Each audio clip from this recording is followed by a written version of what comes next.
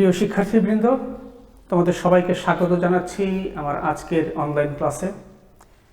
আমরা আজকে আলোচনা করব ইতিহাস দ্বিতীয় পত্রের তৃতীয় অধ্যায় থেকে।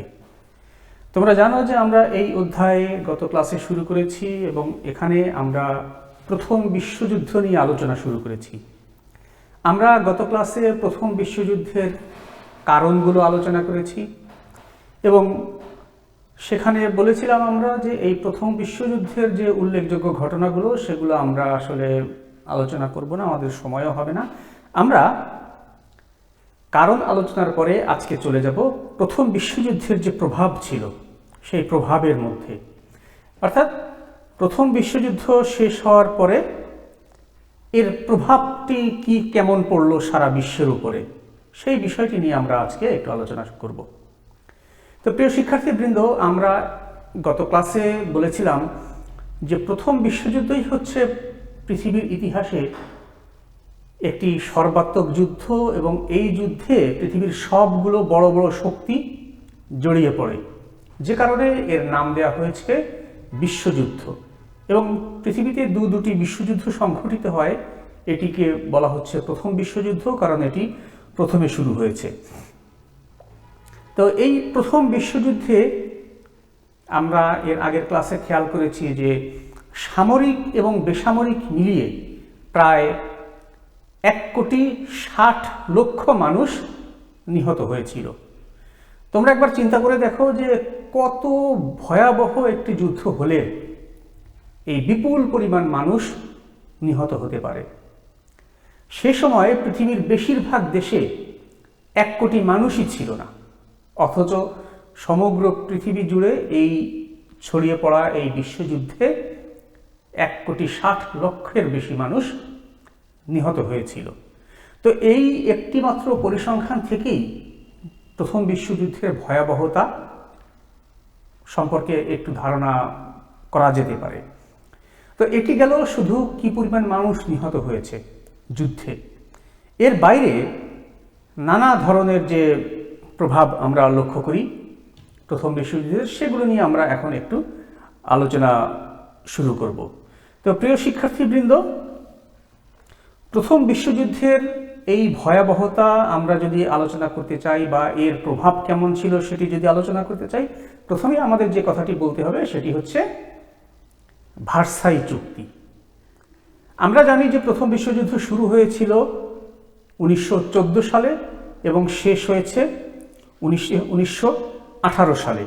তো এই মাঝখানের এই যে কটি বছর যে যুদ্ধ সংঘটিত হয়েছে, এই যুদ্ধ সংঘটিত হওয়ার পরে 1918 সালে যুদ্ধ সমাপ্তির ঘোষণা আসে এবং 1919 সালে যুদ্ধে বিবাদমান পক্ষগুলো তারা একটি শান্তি সম্মেলনের আয়োজন করে, যেটিকে আমরা বলি প্যারিস শান্তি সম্মেলন। ফ্রান্সের রাজধানী প্যারিসে এই সম্মেলন হয়েছিল বলে এটিকে আমরা প্যারিস শান্তি সম্মেলন বলি। তো এই প্যারিস শান্তি সম্মেলনে মোট 5টি চুক্তি স্বাক্ষরিত হয়। আমরা জানি যে প্রথম বিশ্বযুদ্ধের শত্রুপক্ষে ছিল 5টি দেশ: জার্মানি, অস্ট্রিয়া, হাঙ্গেরি, বুলগেরিয়া এবং তুরস্ক। এই 5টি দেশ তারা একসঙ্গে যুদ্ধ করেছে এবং এরাই ছিল শত্রুপক্ষ। আর অন্যদিকে ছিল মিত্রপক্ষে ছিল ব্রিটেন, ফ্রান্স, রাশিয়া, জাপান, যুক্তরাষ্ট্র, এরকম মিত্র দেশ, ইউরোপের বাদবাকি যে দেশগুলো সেগুলো। তো বিজয়ী শক্তি যখন এই শান্তি সম্মেলনের আয়োজন করলো, তখন এই শত্রুপক্ষের 5টি দেশের সঙ্গে 5টি আলাদা আলাদা চুক্তি স্বাক্ষর করে।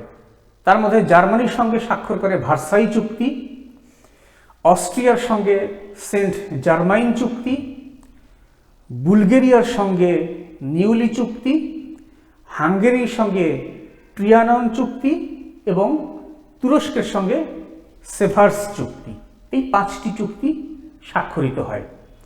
তবে এর মধ্যে ভার্সাই চুক্তিটি হচ্ছে প্রধান, কারণ এটি স্বাক্ষরিত হয়েছিল জার্মানির সঙ্গে।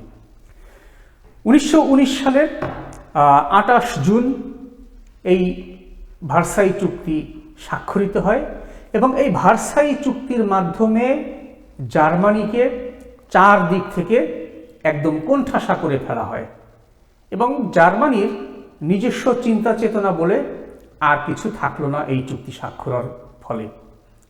জার্মানিকে সামরিক দিক থেকে পঙ্গু করে ফেলা হলো, জার্মানির অর্থনীতিকে নিয়ন্ত্রণ করে ফেলা হলো, এমনকি জার্মানির সামাজিক ও সাংস্কৃতিক ক্ষেত্রেও মিত্রপক্ষ হস্তক্ষেপ করলো।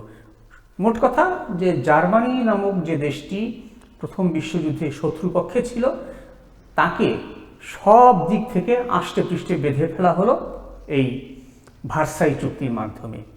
এই চুক্তির 440 নম্বর ধারায় বলা হয়েছে যে জার্মানি মিত্রপক্ষের যুদ্ধের ক্ষতিপূরণ প্রদান করবে, অর্থাৎ এই যুদ্ধের জন্য একতরফাভাবে জার্মানিকে দোষারোপ করে জার্মানির কাছ থেকে মিত্র দেশগুলো তারা ক্ষতিপূরণ আদায়ের সিদ্ধান্ত নিল এবং সেজন্য এই ধারাটি ভার্সাই চুক্তিতে অন্তর্ভুক্ত করা হয়। এর ফলে জার্মানির যে ভয়াবহ ক্ষতি হয়েছিল সেগুলো আমাদের আসলে আলোচ্য বিষয়ের মধ্যে পড়ে না, সেটি আমরা অন্য সময় আলোচনা করব সময় পেলে। তো বলা যেতে পারে যে ভার্সাই চুক্তির ফলে জার্মানি ভয়াবহ রকমের ক্ষতির শিকার হয়। শুধু তাই নয়, জার্মানিতে এ সময় ব্যাপক পুষ্টিহীনতা দেখা দেয়। প্রথম বিশ্বযুদ্ধের যে এই 4 বছর, এই 4 বছরে জার্মানিকে যুদ্ধের পেছনে যে পরিমাণ খরচ করতে হয়েছে এবং আন্তর্জাতিক বাণিজ্য এ সময় বন্ধ ছিল, ফলস্বরূপ জার্মানিতে ব্যাপক পুষ্টিহীনতা দেখা দেয় এবং বিশ্বযুদ্ধের পরাজয়ের পরে জার্মানির উপরে অবরোধ আরোপ করে মিত্রবাহিনী এবং এই অবরোধের কারণে জার্মানিতে খাবারের সরবরাহ ঠিকমতো আসতে পারেনি কিংবা অন্যান্য যে প্রয়োজনীয় জীবন ধারণের উপকরণ, সেই উপকরণগুলো ঠিকমতো জার্মানিতে পৌঁছাতে পারেনি। ফলে জার্মানির জনগণের মধ্যে খাদ্যের অভাব দেখা দেয়, ওষুধের অভাব দেখা দেয় এবং নিত্য প্রয়োজনীয় বিভিন্ন সামগ্রীর প্রচণ্ড অভাব জার্মান জনগণের মধ্যে দেখা দেয়। বিশেষ করে এই খাবারের অভাবের ফলে জার্মানির বিপুল সংখ্যক মানুষ তারা অপুষ্টিতে ভুগতে শুরু করে এবং শেষ পর্যন্ত এই অপুষ্টিহীনতায় জার্মানিতে প্রায় 8 লক্ষ মানুষ মৃত্যুবরণ করে। তাহলে চিন্তা করে দেখো যে সরাসরি যুদ্ধে তো বিপুল পরিমাণে প্রাণহানি হয়েছেই, তারপরে যুদ্ধ শেষ হওয়ার পরেও জার্মানির উপরে এই অবরোধের কারণে জার্মানিতে প্রায় 8 লক্ষ মানুষ তারা অপুষ্টিহীনতার কারণে মৃত্যুবরণ করে। তার মানে দেখা গেল যে একটি যুদ্ধ, সেটি যে কেবল যুদ্ধ চলার সময়ই খারাপ তা কিন্তু নয়, যুদ্ধ শেষ হয়ে যাওয়ার পরেও একটি ভয়াবহ প্রভাব সমাজে বিরাজ করে। তারই প্রমাণ হচ্ছে এই জার্মানির 8 লক্ষ মানুষের মৃত্যু। যুদ্ধ শেষ হয়ে গেছে কিন্তু জার্মানিতে মৃত্যুর মিছিল তখনও চলছে এবং এই মিছিল 8 লক্ষ মানুষে গিয়ে তারপরে থেমেছে। তাহলে জার্মানির প্রতি এই যে পদক্ষেপগুলো, এই পদক্ষেপগুলো জার্মানিকে ভয়াবহ ক্ষতির সামনে এনে দাঁড় করায়। এরপরে প্রথম বিশ্বযুদ্ধের আরেকটি যে প্রভাব আমরা আলোচনা করব সেটি হচ্ছে একটি রোগ নিয়ে। এই রোগটিকে আমরা বলি স্প্যানিশ ফ্লু বা স্প্যানিশ ইনফ্লুয়েঞ্জা। আমি একটু লিখে দিচ্ছি তোমাদের। এই রোগটির নাম হচ্ছে স্প্যানিশ ফ্লু। Spanish flu. এই স্প্যানিশ ফ্লুটি এটি 1918 সালেই এটি বিস্তার লাভ করতে শুরু করে। এখন যেমন আমরা সারা বিশ্বে দেখছি যে করোনা ভাইরাসের যে প্রাদুর্ভাব দেখা দিয়েছে, তো এই করোনা ভাইরাসের মতোই একটি ভাইরাস ছিল যেটিকে বলা হচ্ছে স্প্যানিশ ফ্লু। এটি 1918 সালে প্রথম দেখা দেয় এবং এই ভাইরাসটি বিস্তার লাভ করে আমেরিকান সৈনিকদের মাধ্যমে। আমেরিকান সৈনিকদের মাধ্যমে এই ভাইরাসটি ইউরোপে ছড়িয়ে পড়ে। তো যদিও আমেরিকান সৈনিকদের মাধ্যমে এই ভাইরাসটি ছড়িয়েছিল, কিন্তু এর নাম দেওয়া হয়েছে স্প্যানিশ ফ্লু, অর্থাৎ স্পেনের ফ্লু। কেন নাম দেওয়া হলো? কারণ হচ্ছে যে স্প্যানিশরাই বা স্পেনের সরকার বা স্পেনের সাংবাদিকরাই এই ভাইরাসটি সম্পর্কে প্রথম খবর প্রচার করে এবং তারাই এটি ব্যাপকভাবে ফলাও করে প্রচার করতে শুরু করে। ইউরোপের বিভিন্ন দেশ এই রোগ সম্পর্কে খবর চেপে রাখে, কিন্তু স্প্যানিশরা অবাধে এই রোগের প্রাদুর্ভাব সম্পর্কে অবাধে খবর বা সংবাদ প্রচার করতে শুরু করে, যে কারণে তাদের নামে মিল রেখে এই ভাইরাসটিকে বলা হয়েছে বা এই রোগটিকে বলা হয়েছে স্প্যানিশ ফ্লু। এবং এই স্প্যানিশ ফ্লুটি ছিল ভয়াবহ রকমের ফ্লু। এই স্প্যানিশ ফ্লুতে সারা পৃথিবীতে তখন 5 কোটির মতো মানুষ আক্রান্ত হয়েছিল এবং এই 5 কোটি মানুষের মধ্যে 2 কোটি মানুষ মৃত্যুবরণ করেছিল। তাহলে দেখো যে আজকে আমরা যে কোভিড-19 যে রোগটি আমরা দেখছি বা করোনা ভাইরাসের যে প্রাদুর্ভাব আমরা দেখছি, তার চেয়েও বেশি ভয়াবহ ছিল এই স্প্যানিশ ফ্লু। তো এই স্প্যানিশ ফ্লু এটি এই প্রথম বিশ্বযুদ্ধের সময়ই বিস্তার লাভ করে এবং এটি বিশ্বযুদ্ধ শেষ হয়ে যাওয়ার পরেও তার প্রভাব রয়ে গিয়েছিল। তো এরপরে আমরা প্রথম বিশ্বযুদ্ধের যে প্রভাবটি নিয়ে আলোচনা করব সেটি হচ্ছে একটি গুরুত্বপূর্ণ বিপ্লব, সেটিকে আমরা বলছি রুশ বিপ্লব। এই রুশ বিপ্লব বা রাশিয়ান বিপ্লব বা এর আরেকটি নাম হচ্ছে বলশেভিক বিপ্লব। বলশেভিক বিপ্লব, বলশেভিক রেভলিউশন, বলশেভিক রেভলিউশন বা বলশেভিক বিপ্লব। এটি হয়েছিল 1917 সালে। কোথায় এটি হয়েছিল?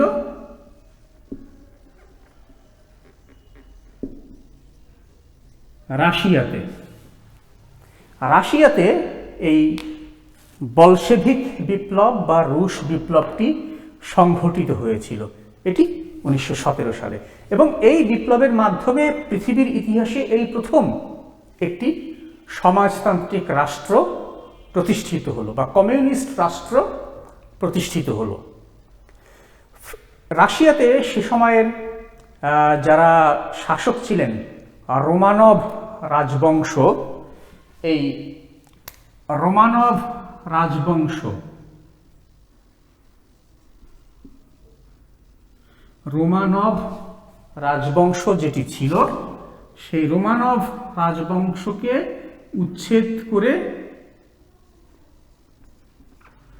রোমানভ রাজবংশ, এই রোমানভ রাজবংশকে উচ্ছেদ করে রাশিয়াতে কমিউনিস্ট শাসন প্রতিষ্ঠিত করা হয় এবং এই কমিউনিস্ট শাসন আসেই এই প্রথম বিশ্বযুদ্ধে রাশিয়ার যে ভয়াবহ দুর্বলতা বেরিয়ে পড়ে কিংবা রাশিয়ার যে বিপর্যস্ত অবস্থা সামাজিকভাবে, অর্থনৈতিকভাবে, সব দিক থেকে রাশিয়ার যে ভীষণ ক্ষয়ক্ষতি হয়েছিল প্রথম বিশ্বযুদ্ধে, এই ক্ষয়ক্ষতির মধ্য দিয়েই এই রাশিয়াতে 1917 সালের বিপ্লব সংঘটিত হয় এবং এই 1917 সালের বিপ্লবের ফলে রাশিয়াতে যে রোমানভ রাজবংশের সর্বশেষ যিনি শাসক ছিলেন দ্বিতীয় নিকোলাস, তাকে নৃশংসভাবে হত্যা করা হয় এবং হত্যা করে তাকে তার রাজবংশকে উচ্ছেদ করে এখানে কমিউনিস্ট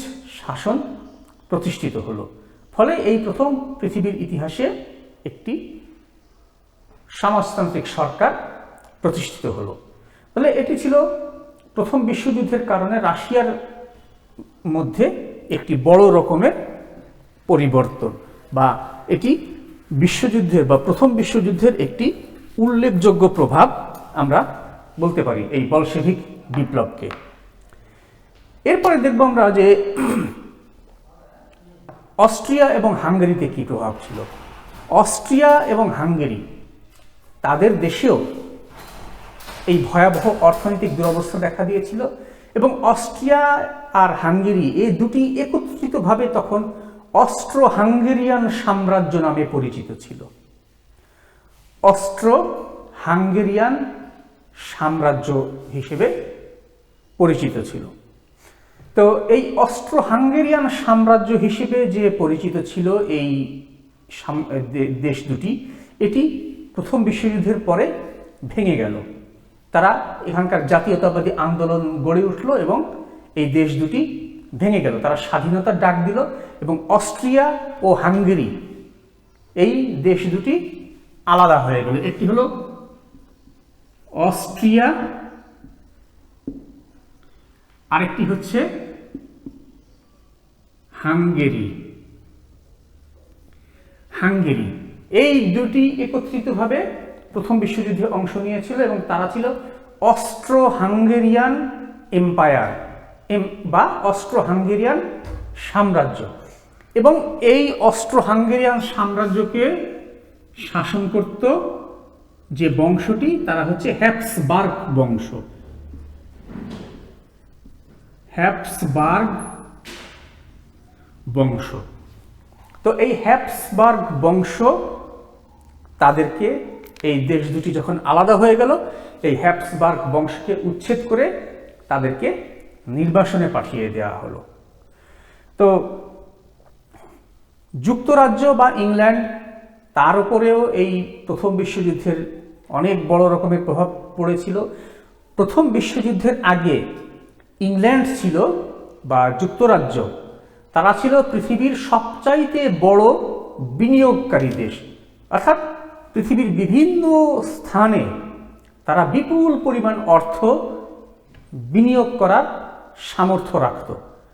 সারা পৃথিবী জুড়ে তাদের বিভিন্ন রকম ব্যবসা বাণিজ্য ছিল এবং এই ব্যবসা বাণিজ্যের মাধ্যমে তারা বিপুল পরিমাণের অর্থ উপার্জন করত। অথচ প্রথম বিশ্বযুদ্ধের পরে এই ব্রিটেন বা যুক্তরাজ্য তারাই হয়ে পড়ল পৃথিবীর সবচাইতে বড় ঋণ গ্রহীতা দেশ। দেখো, যে দেশটি ছিল পৃথিবীর সবচাইতে বড় অর্থনৈতিক দেশ, সবচাইতে বড় অর্থনীতির দেশ, সেই দেশটি প্রথম বিশ্বযুদ্ধের পরে সবচাইতে বড় ঋণগ্রস্ত দেশে পরিণত হলো এবং এটি হয়েছেই প্রথম বিশ্বযুদ্ধের এই ভয়াবহ প্রভাবের ফলে। তো এই প্রথম বিশ্বযুদ্ধের এই যে প্রভাব, এটি ব্রিটিশ অর্থনীতিকে একরকম দেউলিয়া করে দিয়েছিল।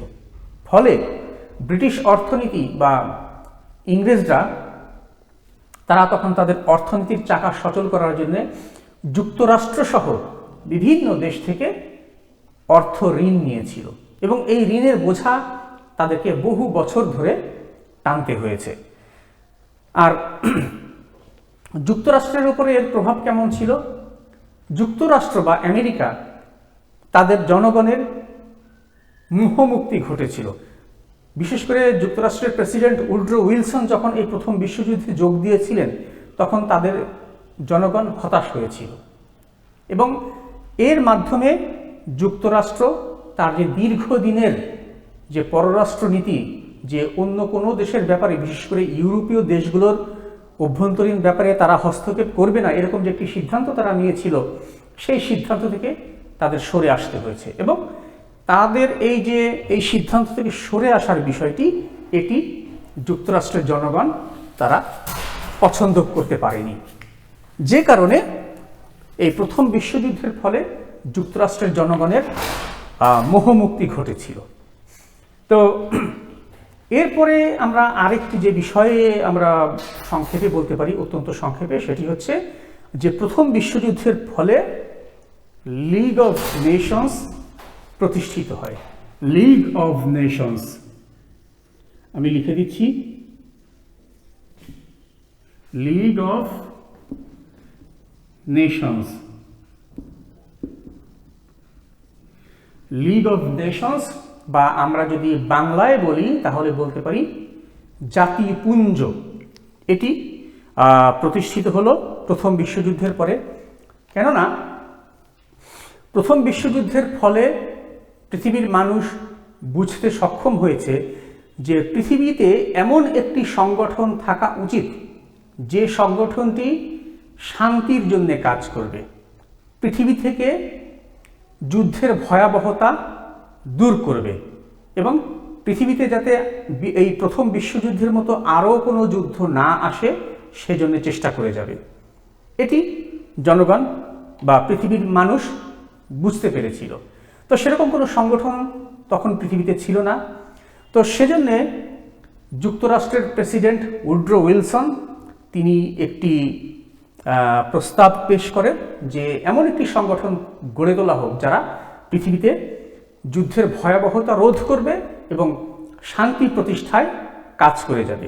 তো সে উদ্দেশ্য থেকেই এই লিগ অব নেশনস বা জাতিপুঞ্জের প্রতিষ্ঠা হয় এবং 19 সদস্যের একটি কমিটি এই উড্রো উইলসনের প্রস্তাব অনুসারে গঠন করা হয়। এই কমিটি লিগ অব নেশনসের গঠন প্রণালী তৈরি করবে বলে স্থির করা হয়। প্রেসিডেন্ট উড্রো উইলসনকে এই কমিটির প্রধান করা হয় এবং বাকি বিভিন্ন দেশের মোট সব মিলিয়ে 19 জন সদস্য এখানে ছিল এবং লিগ অব নেশনসের যে খসড়া সংবিধান, সেই খসড়া সংবিধান প্রণয়ন করার জন্য এই কমিটিকে দায়িত্ব দেওয়া হয়েছিল। তো এই কমিটি যে বিভিন্ন রকমের কাজ করে তারা শেষ পর্যন্ত এই লিগ অব নেশনস বা সম্মিলিত জাতিপুঞ্জ নামে এই আন্তর্জাতিক সংগঠনটি গড়ে তোলে। তো প্রিয় শিক্ষার্থীবৃন্দ, এছাড়া আরও অনেকগুলো প্রভাব আছে, তোমাদের বইতেও উল্লেখ করা আছে সেগুলো, যেমন অটোমান সাম্রাজ্যের কী অবস্থা হয়েছিল সে ব্যাপারেও আলোচনা আছে তোমাদের বইতে। এক কথায় বলে নেই যে অটোমান সাম্রাজ্য বা তুর্কি সাম্রাজ্য, এই তুর্কি সাম্রাজ্যটি ভেঙে গেল এবং তুর্কি সাম্রাজ্য ভেঙে গিয়ে সেখানে তুরস্কে আধুনিক গণতান্ত্রিক রাষ্ট্র প্রতিষ্ঠিত হলো। এছাড়াও জার্মানি সহ অন্যান্য দেশগুলোর যে উপনিবেশ ছিল সেগুলো তাদের কাছ থেকে কেড়ে নেওয়া হয় এবং কেড়ে নিয়ে সেগুলো মিত্রবাহিনীকে দিয়ে দেওয়া হয়। তো এভাবে দেখা গেছে যে বিশ্বযুদ্ধ শেষ হয়ে যাওয়ার পরেও এর যে ক্ষতিকর প্রভাব, এই ক্ষতিকর প্রভাব সারা বিশ্বেই বজায় ছিল। এমনকি পরের অনেকগুলো বছর এই প্রভাব কাটিয়ে ওঠা সম্ভব হয়নি এবং শেষ পর্যন্ত বলা হয় যে প্রথম বিশ্বযুদ্ধের মধ্যেই দ্বিতীয় বিশ্বযুদ্ধের বীজ নিহিত ছিল। অর্থাৎ প্রথম বিশ্বযুদ্ধের পরে বিশ্ব ব্যবস্থায় যে পরিবর্তন আসে, এই পরিবর্তনের কারণেই শেষ পর্যন্ত মাত্র 20 বছরের মধ্যে আরও একটি বিশ্বযুদ্ধ পৃথিবীতে সংঘটিত হয় এবং যে উদ্দেশ্য নিয়ে জাতিপুঞ্জ প্রতিষ্ঠিত হয়েছিল বা লিগ অব নেশনস প্রতিষ্ঠিত হয়েছিল সেই উদ্দেশ্যও কিন্তু ব্যর্থ হয়ে যায়। অর্থাৎ লিগ অব নেশনসের দায়িত্ব ছিল পৃথিবীতে শান্তি প্রতিষ্ঠা করা এবং বিশ্বযুদ্ধের মতো আরেকটি যুদ্ধ যেন এই পৃথিবীতে না আসে তার জন্য চেষ্টা করা। কিন্তু আমরা লক্ষ্য করি যে মাত্র 20 বছরের মধ্যেই তাদের সেই উদ্যোগ ব্যর্থ হয়েছে এবং লিগ অব নেশনসের এই ব্যর্থতার ফলেই পৃথিবীতে 1939 সালে দ্বিতীয় বিশ্বযুদ্ধের মতো ভয়াবহ আরেকটি বিশ্বযুদ্ধ সংঘটিত হয়েছে। সুতরাং বলা যেতে পারে এই যে প্রথম বিশ্বযুদ্ধের যে প্রভাব, এই প্রভাব এটি দ্বিতীয় বিশ্বযুদ্ধ পর্যন্ত বজায় ছিল। তো এভাবে এই বিশ্বযুদ্ধের যে প্রভাব সেটি তোমাদের বইতে আলোচনা করা হয়েছে এবং আমরাও এই বিষয়টি নিয়ে আজকে অত্যন্ত সংক্ষেপে আলোচনা করলাম। তো আজকে আমরা আর আলোচনা করব না, আজকে এখানেই রাখবো। আগামী ক্লাসে আমরা তোমাদের সামনে যে বিষয়টি নিয়ে তুলে ধরবো সেটি হচ্ছে ভার্সাই চুক্তি বা ভার্সাই সন্ধি। এই একটু আগে আমি যে ভার্সাই চুক্তির কথা বলেছি, এই ভার্সাই চুক্তির বিস্তারিত বিবরণ বা বিস্তারিত আলোচনা আমরা আগামী ক্লাসে করব। তো আগামী ক্লাস তোমাদের দেখার জন্য আমন্ত্রণ জানাচ্ছি এবং আজকের এই ক্লাস নিয়ে তোমাদের যদি কোনো প্রশ্ন থাকে তাহলে সেই প্রশ্ন আমাকে তোমরা ইনবক্সে করতে পারো। ইনবক্সে প্রশ্ন করলে আগামী ক্লাসে আমি সেই প্রশ্নগুলোর উত্তর দেওয়ার চেষ্টা করব। তোমাদের সবাইকে আগামী ক্লাস দেখার আমন্ত্রণ জানিয়ে আজকের মতো এখানেই শেষ করছি। ধন্যবাদ সকলকে।